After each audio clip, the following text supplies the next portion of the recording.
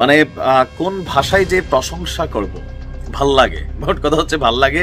এই ভালো লাগাটার কারণ কি দেখেন, আকীদাগত দিক থেকে ইরানকে আমরা কেউই পছন্দ করি না, শিয়া এবং সুন্নি বিভাজনের কারণে। কিন্তু আকীদাগত দিকের বাহিরে যখন আমরা দেখি পৃথিবীর যেই নিষ্পেষিত অথবা ভিকটিম যেই আমাদের মানে রাষ্ট্রগুলো আছে, এরা যখন মার খায়, এরা যখন আক্রমণের শিকার হয়, এদের পক্ষে স্পিচ দেওয়া ছাড়া আর যে বিমান থেকে ধরেন খাবার দাবার এগুলা ফেলা ছাড়া আসলে ওইরকম ভূমিকা কেউই রাখে না। আবার পশ্চিমাদের চোখ রাঙানিতে আমরা দেখেছি আফগানিস্তানের কি অবস্থা হয়েছে, ইরাকের কি অবস্থা হয়েছে, সিরিয়ার কি অবস্থা হয়েছে, কিন্তু কেউ কথা বলে নাই, শুধুমাত্র একটা দেশ ছাড়া। দেশটার নাম কি? ইরান। সাহস তো পুরা কলিজা ভর্তি আছে, এটা বলতে আর নতুন করে মানে আমার মনে হয় যে বলার দরকার নাই।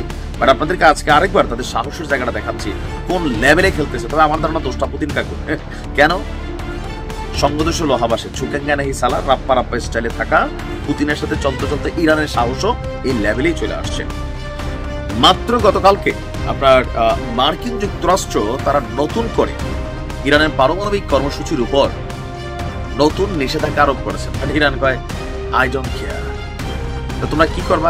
বেশি বাড়াবাড়ি করলে যদি বেশি বাড়াবাড়ি করেন, হ্যাঁ কিটা বেশি যদি বাড়াবাড়ি করে তাহলে আন্তর্জাতিক আণবিক শক্তি সংস্থা, মানে সারা পৃথিবীতে যতগুলো রাষ্ট্র পারমাণবিক ইস্যুতে কাজ করে তাদের একটা সংস্থা আছে, এই সংস্থার নাম হচ্ছে আন্তর্জাতিক আণবিক শক্তি সংস্থা।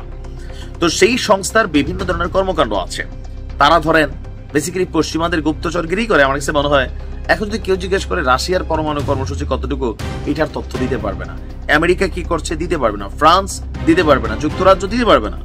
দিতে পারবে কারটা? ইরান কি করে? ইরান আফগানিস্তানও নতুন করে শুরু করতেছে। এরা কত দূর আগে গেল এগুলোর কিন্তু খবর আছে বা খবর রাখে, পাকিস্তানেরটাও রাখে, ভারতেরটাও রাখে। কারণ কি, পশ্চিমারা যুগে যুগে শতাব্দীর পর শতাব্দী বিশ্বকে শাসন করছে। তো এখন যে শাসন, এটা হচ্ছে পরমাণু শাসন চলতেছে, তাই না?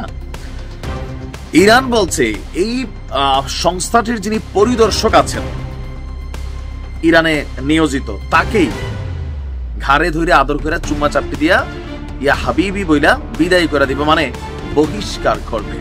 ইরানের সর্বোচ্চ নেতা যিনি আছেন তিনি গতকালকে এই ঘোষণা দিয়েছেন, যদি যুক্তরাষ্ট্র এবং ইসরায়েল তেহরানকে ক্রমাগত যুদ্ধের হুমকি দেয়, এর পাশাপাশি তাদের পারমাণবিক ইস্যুতে কথা বলে, তাহলে কঠোর সিদ্ধান্ত নেবে ইরান। ক্রমাগত বহিরাগত হুমকি এবং ইরানকে সামরিক আক্রমণের পরিস্থিতিতে ফেলার ফলে এই যে সংস্থাটা, এটার পরিদর্শক যারা আছে ইরানে নিয়োজিত, এদেরকে বহিষ্কার এবং এই সংস্থার সাথে নিজেদের তথ্য আদান প্রদানের যে সিস্টেম বা যে পদ্ধতিটা আছে, এটাও তারা বন্ধ করে দিবে। আর প্রতিরোধমূলক ব্যবস্থা নিবে যেন সারা পৃথিবী থেকে তাদের কাজ সম্পর্কে কোনো খোঁজখবর নিতে পারে। তিনি আরো বলছেন, হুমকি আসতে থাকলে ইরানের নিরাপদ এবং অপ্রকাশিত স্থানে সমৃদ্ধ উপকরণ স্থানান্তরও এজেন্ডায় থাকতে পারে। আমি অনেক আগে থেকে বলছিলাম, মাটির নিচে ভূগর্ভস্থ টানেল আছে, ইরানে বিশাল বিশাল পাহাড় আছে, এই পাহাড়গুলোর অনেক নিচে ইরান বেশ কিছু গোপন কর্মসূচি চালায়। এটা আমরাও জানি, গণমাধ্যমও বলে 6টা পারমাণবিক বোমা নাকি তারা বানাইছে বা ক্ষেপণাস্ত্র বানাই রাখছে। তো এটা প্রমাণিত হচ্ছে না।